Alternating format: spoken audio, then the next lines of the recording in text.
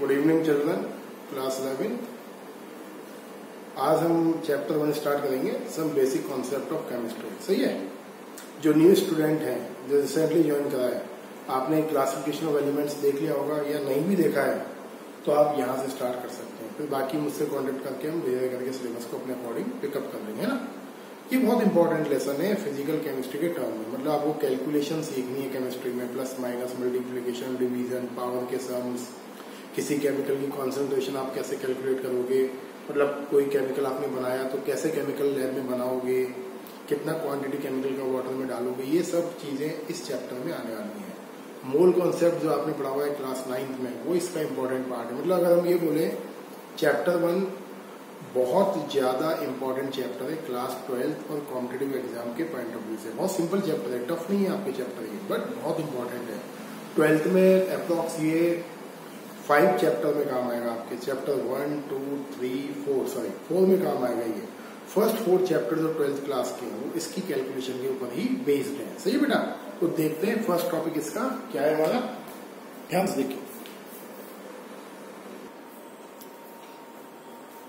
देखिए बेटा, आपका ये चैप्टर स्टार्ट होता है एक्यूरेसी एंड प्रिसिशन से। मतलब फर्स्ट जो केमिस्ट्री का टॉपिक है आपके 11th में वो है एक्यूरेसी एंड प्रिसिशन।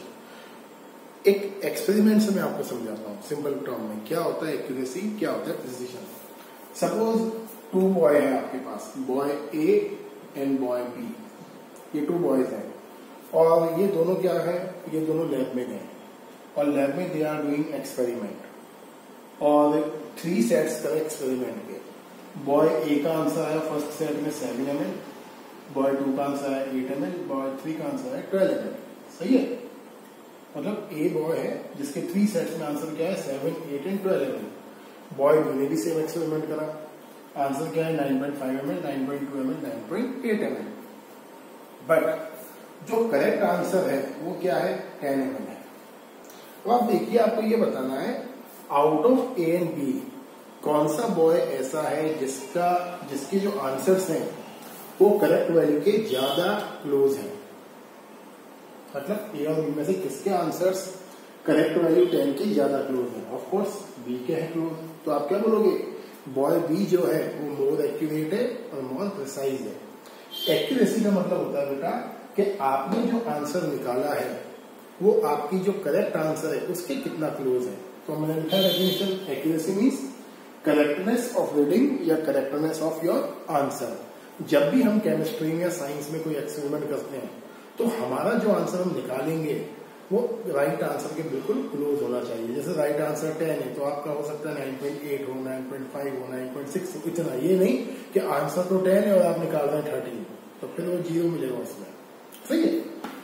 प्रिसिशन का मतलब जैसे बॉय ने एक बार निकाला 9.5, हो सकता है तुक्का लग गया, तो टीचर बोलेगा दोबारा निकाल कर लाओ। फिर निकाला उसने 9.2, फिर निकाला 9.8, तो टीचर भी क्या सोचेगा, यार बॉय जो बी है वो अच्छा है, मतलब वो बार बार अपने आंसर्स को क्लोजली आंसर्स निकाल के ला रहा है। मतलब उसके जो बार बार आंसर्स आ रहे हैं वो क्या है, आइडियल वैल्यू के ज्यादा क्लोज है। तो प्रिसिशन का मतलब होता है बेटा जो आपके डिफरेंट टाइप के डिफरेंट आंसर्स निकाले हैं, सही है, वो कितने एक दूसरे से ज्यादा क्लोज हैं। मतलब 9.5, 9.2, 9.8 कितने ज्यादा क्लोज हैं, इसको हम बोलते हैं प्रिसिशन। तो जब भी हम साइंस का एक्सपेरिमेंट करते हैं, accuracy and precision are very very important. क्या आएगा, डेफिनेशन पूछ ले तो पूछ ले, बाकी कोई चांस नहीं आने का, है ना। अब एक को देखो, एक बार तो निकाला 7 आंसर, एक बार निकाला 8 आंसर, एक बार निकाला 12 आंसर, 10 के तो आसपास भी नहीं है। ना तो बॉय ए एक्यूरेट है और ना ही बॉय ए क्या है, प्रिसाइज है। सही है बेटा। तो ये है आपका फर्स्ट टॉपिक। देखते हैं अगला टॉपिक, ध्यान से देखिए, सिंपल टॉपिक चलेंगे आज इसमें। देखिए बेटा, नेक्स्ट टॉपिक है आपका साइंटिफिक नोटेशन। सही है। मैं बोर्ड पर एक एक टॉपिक ले रहा हूँ, मिटा रहा हूँ ताकि आपको क्लियर हो। मैं खिचड़ी नहीं पका रहा हूँ बोर्ड पर, बहुत सारे लिख दिए मैंने एक साथ टॉपिक और आपको एक्सप्लेन करूंगा, है ना। We will take 1 by 1 topic easily ताकि समझ में आए। ये नहीं पूरा बोर्ड भर दिया पहले फिर आपको पूरा समझाने बैठ गया, है ना। आराम से करेंगे। देखिए साइंटिफिक नोटेशन क्या है। जब भी हम कोई न्यूमेरिकल सॉल्व करते हैं केमिस्ट्री, फिजिक्स में या किसी और सब्जेक्ट में, तो न्यूमेरिकल का जो आंसर आता है we represent in a scientific form. अगर हम किसी न्यूमेरिक वैल्यू को n इंटू 10 की पावर n के फॉर्म में रिप्रेजेंट करते हैं। मतलब अगर आपके कोई न्यूमेरिक वैल्यू है, आपने इस फॉर्म में रिप्रेजेंट करा तो उसको हम बोलते हैं साइंटिफिक नोटेशन। अब यहाँ क्या है, ये जो n है capital N, this should be greater than 1 but n should be smaller than 10। सही है, n क्या होना चाहिए, 1 से ग्रेटर होना चाहिए और 10 से छोटा होना चाहिए। करके दिखाऊंगा। ये जो n है पावर, ये पावर कुछ भी हो सकता है, माइनस हो सकता है, 0 हो सकता है और पॉजिटिव भी हो सकता है, कुछ भी हो सकता है। तो जैसे देखिए आप, मैंने लिखा 98,000, सही है। इसको आपको साइंटिफिक नोटेशन में सॉल्व करना है। तो n क्या होना चाहिए, 1 से ग्रेटर और 10 से छोटा। तो ये तो बहुत बड़ी वैल्यू, तो आप क्या दोगे, 9.8 इंटू 10 की पावर पॉइंट क्या है, 1 2 3 4। ये साइंटिफिक नोटेशन है। क्लियर। जैसे आपको लिखा 0.54321, इसको शो करना है साइंटिफिक नोटेशन में, तो पॉइंट यहां शिफ्ट कर देना। तो क्या लिख सकते हो, 5.4321 इंटू 10 की पावर -1। तो ये आपका साइंटिफिक नोटेशन है। तो साइंटिफिक नोटेशन में केवल ध्यान ये रखना है आपको कि आपका जो कैपिटल N है वो 1 से बड़ा होना चाहिए बट 10 से छोटा होना चाहिए। और स्मॉल n कुछ भी हो सकता है, माइनस में भी हो सकता है, 0 भी हो सकता है और 1 भी हो सकता है। अब ये चीजें क्या है, सिंपल बेसिक मैथ की कैलकुलेशंस हैं, तो ज्यादा इसमें हम जाएंगे नहीं, है ना। आगे बढ़ते हैं बेटा। देखिए बेटा, ये मैं चीजें मैं आपको बोर्ड पर जाकर नहीं बता रहा हूँ, पीछे से बोल रहा हूँ ध्यान से, ताकि आप ध्यान से देख सकें। ये है आपका डायमेंशन एनालिसिस। अब डायमेंशन एनालिसिस क्या होता है, यूनिट्स वगैरह के टर्म्स हैं। ये आपके 12th में भी और 11th में भी बहुत काम आने वाले हैं। जैसे कई बच्चों को पता नहीं होता है, तो सुन लीजिए, बहुत सिंपल है। 1 मिलियन का मीनिंग होता है बेटा 10 की पावर 6। अगर कहीं बोलता है आपसे 1 मिलियन मोल, तो आप क्या लिखोगे, 10 की पावर 6 मोल। 1 फीट का मतलब होता है 12 इंच। 1 इंच का मीनिंग है 2.54 सेंटीमीटर। 1 माइल का मीनिंग होता है 1.6 किलोमीटर। जहां जहां टिक लगाया हुआ है मैंने, वो बहुत इंपॉर्टेंट है, आपके 11th में भी काम आना है और 12th में भी काम आना है। 1 एंगस्ट्रॉम, A0 दिख रहा है आपको, इसको बोलते हैं 1 एंगस्ट्रॉम, ANGSTROM। इसकी यूनिट वैल्यू होती है 10 की पावर -10 मीटर। 1 NM, इसको बोलते हैं nanometre, nano, NANO, nano particle सुना है ना नाम, इसकी वैल्यू होती है 10 की पावर -9 मीटर। 1 PM, पिकोमीटर, इसकी वैल्यू होती है 10 की पावर -12 मीटर। 1 पाउंड, पाउंड होता है आपका 453.59 ग्राम। 1 ग्राम इक्वल होता है 1000 मिलीग्राम। अब आपको बोलता है 1000, 1 मिली किलोग्राम बोल दे, तो आप क्या लिखोगे, 1 ग्राम लिखा तो आप क्या लिखोगे, 1 kg इक्वल 1000 मिली किलोग्राम। 1 लीटर में क्या होता है, 1000 ml। और एक चीज और, 1000 ml इक्वल होता है 1000 सेंटीमीटर क्यूब के। अगर आपको ml को सेंटीमीटर में चेंज करना है तो 1 ml equal 1 centimetre cube. Degree C और फ़ारेनहाइट का क्या रिलेशन है, degree C equal Fahrenheit -32 degree upon 1.8। 1 bar, ये प्रेशर की टर्म्स आ रही है, देखिए ध्यान से। 1 बार इक्वल क्या होता है, 10 की पावर 5 पास्कल। प्रेशर है सारा, प्रेशर का टर्म है। 1 ATM, 1 एटमॉस्फेरिक प्रेशर की वैल्यू होती है 760 mmHg। या फिर क्या लिखोगे, 1.103 10 की पावर 5 पास्कल। 1 पास्कल क्या होता है, kg metre second square. Unit क्या हो जाएगी, न्यूटन अपॉन मीटर स्क्वायर। सही है। तो ये सारी जो टर्म्स है प्रेशर की यूनिट है। सिंपल बोलूं मैं आपको, 1 ATM इक्वल क्या होता है आपका 10 की पावर 5 पास्कल। 1.103 को इतना छोटी, मतलब इग्नोर कर सकते हो 0.103 को आप। सही है। तो 1 ATM इक्वल 10 की पावर 5 पास्कल होता है, ये ध्यान रखिए ना। तो ये टर्म सब आपके काम आने वाली है आगे 11 12 में, जब आप न्यूमेरिकल सॉल्व करोगे फिजिकल केमिस्ट्री के। अब हम कुछ न्यूमेरिकल करते हैं, मैं करके दिखाता हूं आपको। देखिए बेटा, डायमेंशन एनालिसिस में कैसे क्वेश्चन आते हैं, देखिए ये बेसिक को बिल्ड करने वाले क्वेश्चन हैं, मतलब कैलकुलेशन एनहांस करने वाले। जैसे कैसे क्वेश्चन आएंगे, फर्स्ट देखिए, अ जग कैरी 2 लीटर वॉल्यूम, इसी जग में 2 लीटर वाटर है, आपको बताना है वॉल्यूम में मीटर क्यूब। कैसे चेंज करेंगे मीटर क्यूब में, देखिए सॉल्यूशन। आपने क्या लिखा, 2 लीटर, गॉट इट। आपने क्या लिखा था अभी, 1 litre equal 1000 centimetre cube, metre cube में ले लेना ना वॉल्यूम, तो आप क्या लिख दोगे 2 into 1000 सेंटीमीटर क्यूब। सही है।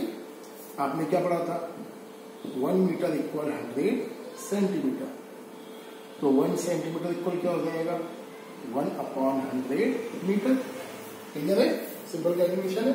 तो सेंटीमीटर हटा देंगे हम, तो क्या बन जाएगा 2 into 1000 1/100 मीटर, 1/100 मीटर, 1/100 मीटर। तो क्या हो जाएगा बेटा 30 से ये 30 कट, 2 into 10⁻³ मीटर क्यूब। एक और चीज निकल के आती है, देखो ध्यान से, आपके 1 लीटर में कुछ नया चीज ही पता लगता है। 1 लीटर इक्वल क्या होता है 10⁻³ मीटर क्यूब। अब ये चीजें पता है ओरली याद रहती है 12th में, जिन बच्चों ने 11 ढंग से पढ़ी है। जैसे कई बार 12th में आता है क्वेश्चन मीटर क्यूब में वैल्यू निकालिए। अब जिसने 11 ढंग से पढ़ा है तो उसे तो किस लिए याद होता है कि 1 लीटर में 10⁻³ मीटर क्यूब होता है, 1 लीटर में 10⁻³ सेंटीमीटर क्यूब होता है। बट जिसने 11 नहीं पढ़ी है उसके लिए प्रॉब्लम है, और ये कोई पढ़ाता भी नहीं है 12th में। आपको ये कोई नहीं सिखाएगा ये कि क्या इसमें कितना ml होगा, कितना लीटर होगा, कितना क्यूब होगा, क्योंकि 12th में अगर ये पढ़ाने बैठेगा तो सिलेबस भी पूरा नहीं होगा, 2 साल में पूरा नहीं होगा। तो ये फर्स्ट न्यूमेरिकल। सेकंड देखिए 2 डेज में कितने सेकंड्स होते हैं, तो ध्यान से देखिए बेटा 2 डेज क्लियर, 1 डे में कितना आवर होते हैं 24 आवर्स। सही है। 1 आवर में कितने मिनट्स होते हैं 60 मिनट्स, 1 मिनट में कितने सेकंड्स होते हैं 60 सेकंड्स। तो हो जाएगा ये 2 into 24 into 60 into 60। तो ये तो सिंपल है। यहां देखिए आपको स्पीड बतानी है एसआई यूनिट में। एसआई यूनिट जानते हो क्या होती है स्पीड की, SI unit is metre upon second में, और आपको स्पीड किसमें दिया हुआ है 120 माइल अपॉन आवर में। सही है। तो 120 माइल को कैसे चेंज करेंगे 1 माइल में कितना होता है 1.6 किलोमीटर, 1 आवर में कितने सेकंड्स होते हैं 3600 सेकंड। किलोमीटर को किसमें चेंज करना है मीटर में, तो क्या लिख दोगे 120 into 1.6 into 1000 metre upon 3600 second. सही है। 20 से आपके 20 कट हो गए, बाकी तो कैलकुलेशन आप कर ही लोगे, है ना। तो इस तरह के क्वेश्चंस की कैलकुलेशन आपको आनी चाहिए। सही बेटा। कुछ और देखते हैं, बढ़िया वाला देखते हैं। ये देखिए बेटा एक और न्यूमेरिकल, ये दमदार है डायमेंशन एनालिसिस में, है ना। देखिए क्या बोलता है, प्रेशर का यूनिट है फोर्स, सॉरी प्रेशर का फॉर्मूला है फोर्स अपॉन एरिया, पता है आपको। एंड ऐसा unit of pressure is pascal, and 1 pascal का मीन क्या है 1 न्यूटन अपॉन मीटर स्क्वायर। ये आपको क्वेश्चन में लिखा हुआ है। ये एक्चुअल में एनसीईआरटी क्वेश्चन है। अगर डायमेंशन एनालिसिस पे कोई क्वेश्चन आना है तो यही देते हैं कई बार, और मैं आपको मैक्सिमम आपके एनसीईआरटी क्वेश्चन खुद ही सॉल्व करा दूंगा लेक्चर में। सही है। 2-3 बचेंगे वो आप देख लेना। देखिए ध्यान से क्या बोल रहा है ये, mass of air at sea level 1034 gram upon centimetre square. मतलब सी लेवल पर जो एयर का मास है वो कितना है 1034 ग्राम पर सेंटीमीटर स्क्वायर। मतलब सी के 1 सेंटीमीटर स्क्वायर एरिया पर एयर का इतना मास प्रेजेंट है। क्या करना है कैलकुलेट प्रेशर इन पास्कल। आपको प्रेशर कैलकुलेट करना है पास्कल के फॉर्म में। तो देखिए मैं थोड़ा डायग्राम फॉर्म में समझाना। ये सी का लेवल है आपका, और सी के 1 सेंटीमीटर स्क्वायर एरिया पर कितना मास है एयर का 1034 ग्राम। सही। प्रेशर का क्या फॉर्मूला होता है देख लीजिए, प्रेशर इक्वल एफ अपॉन ए, फोर्स अपॉन एरिया। अब यहां जो रेट है वो क्या लग रहा है परपेंडिकुलर डायरेक्शन में, तो फोर्स भी क्या लगेगा आपका परपेंडिकुलर। परपेंडिकुलर में जब फोर्स लगता है तो फोर्स का फॉर्मूला क्या होता है mg upon A, mass into gravitational acceleration upon area. सही है। अब देखिए बेटा ध्यान से, मास कितना है एयर का 1034, ये लिखा मैंने क्या ग्राम अपॉन एरिया। देखिए ये देखा एरिया, यहां कंफ्यूजन है, ये एरिया ऑलरेडी मेंशन है सेंटीमीटर स्क्वायर, तो ग्राम upon centimetre square already given है, आपको कुछ नहीं करना है, ऑलरेडी मेंशन है ये ग्राम अपॉन सेंटीमीटर स्क्वायर। ये देखिए ये एरिया है, बोलोगे एरिया का मेंशन है सर, एरिया यहाँ ऑलरेडी दिया हुआ इसमें ग्राम अपन सेंटीमीटर स्क्वायर। जी की वैल्यू क्या होती है 10 एज्यूम कर ले 10 मीटर अपॉन सेकेंड स्क्वायर। सही है, ध्यान से देख लीजिए। कोई डाउट यहां तक कर लोगे इजीली, कोई बड़ा काम नहीं है, सिंपल है। बढ़े आगे देखिए, मैं इसको लिख सकता हूं ऐसे 1034 ग्राम। मैं देख लेता हूं, आपको दिख भी रहा है नहीं दिख रहा है, ऊपर ही है ना। हाँ, हम लिख सकते हैं इसको 1034 ग्राम। अब देखिए इंटू 10 मीटर। अगर ग्राम को मुझे किलोग्राम में चेंज करना है तो मैं क्या लगाऊंगा यहाँ 1000 किलोग्राम डिवाइड बाय 1000 करना पड़ेगा ना। सही है। अगर मुझे सेंटीमीटर को मीटर में करना है तो मैं क्या लिख दूंगा यहाँ metre into metre divide by 100 होगा। ऊपर क्या लग जाएगा 100 इंटू 100। सही है, इंटू सेकेंड का स्क्वायर। क्लियर है, कोई डाउट यहाँ? मैंने क्या करा, ग्राम को चेंज करा किलोग्राम में। मैं क्यों कर रहा हूं, क्योंकि मुझे न्यूटन अपॉन मीटर स्क्वायर लाना है, पास्कल में कैलकुलेशन करना है। तो ग्राम को केजी में चेंज करूंगा तो क्या करना पड़ेगा 1000 से डिवीजन लगा दिया मैंने वहां। सेंटीमीटर को मीटर में चेंज करूंगा तो डिवाइड बाय 100, ऊपर जाएगा तो क्या हो जाएगा 100 इंटू 100। सही है, देखिए आगे, ये देखिए आगे 3 0 से 3 0 कट कर दिया मैंने, क्या बचा 103400 केजी मीटर अपन मीटर स्क्वायर सेकेंड स्क्वायर। ये देखिए क्या है केजी मीटर अपन सेकेंड स्क्वायर, किसका यूनिट है, ये होता है न्यूटन का। पढ़ा हुआ है अपने क्लास 9 में, फिजिक्स में पढ़ा हुआ। तो क्या हो जाएगा 103400 न्यूटन अपॉन मीटर स्क्वायर। और न्यूटन अपॉन मीटर स्क्वायर क्या है पास्कल। तो आप क्या लिख दोगे 103400 पास्कल। ये है आपका कन्वर्जन। ये आ सकता है, ये आपके एनसीईआरटी में क्वेश्चन मेंशन है और ये दे भी सकता है आपको एग्जामिनेशन में, ध्यान रखना इसका। देखिए बेटा, आज का लास्ट टॉपिक है आपका सिग्निफिकेंट फिगर। सही है, यार बहुत जनरल चीजें पढ़ाई है मैंने आपके शुरू में, है ना। असली चीजें तो कल से शुरू होंगी आपकी। सिग्निफिकेंट फिगर क्या है, मतलब होता है बेटा number of meaningful digits in a value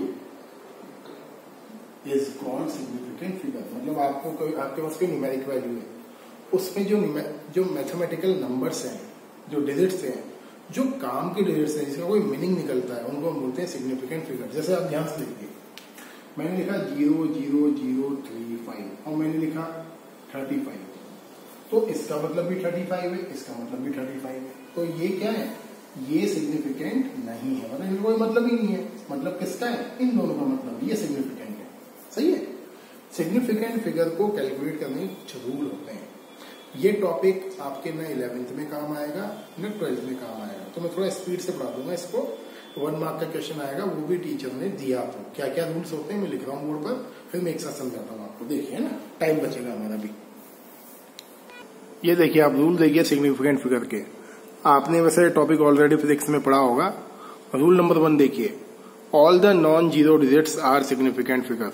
मतलब सारी की सारी जो नॉन जीरो डिजिट्स होती हैं वो क्या होती हैं, सिग्निफिकेंट। जैसे हमने लिखा 1 2 3, कितनी नॉन जीरो डिजिट्स हैं 3, तो आप क्या लिखोगे 3 सिग्निफिकेंट फिगर।